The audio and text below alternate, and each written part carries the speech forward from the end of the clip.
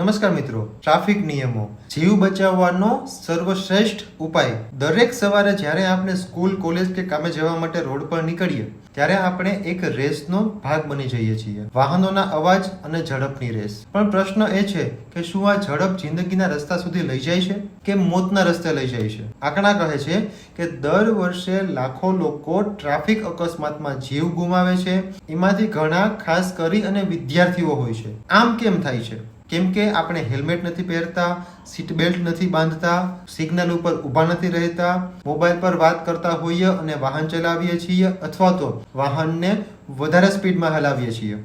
મિત્રો યાદ રાખો, ટ્રાફિક નિયમો કોઈ દંડ માટે નથી, એ તો આપણું જીવન બચાવવા માટે છે. જો આપણે નિયમોનું પાલન કરીએ તો આપણું જીવન સુરક્ષિત, પરિવારમાં ખુશી, રસ્તાઓ પર શાંતિ અને એક શિસ્તબદ્ધ સમાજ બની શકે છે. ચાલો આજે આપણે એક સંકલ્પ લઈએ. હેલ્મેટ મારા માટે, સીટ બેલ્ટ મારા પરિવાર માટે અને નિયમો સમાજ માટે. મારો સમય કિંમતી છે પણ મારું જીવન તો અનમોલ છે. ટ્રાફિક નિયમો માનશો તો સમય પણ બચાવશો અને જીવ પણ. ટ્રાફિક નિયમોને લક્ષ્મણ રેખા સમજજો, એ લાંઘશો તો નુકસાન તમારું જ છે. અંતે ઝડપ નહીં, જિંદગી મહત્વની છે. નિયમ નહીં તોડો, ભવિષ્ય ભંગ થશે.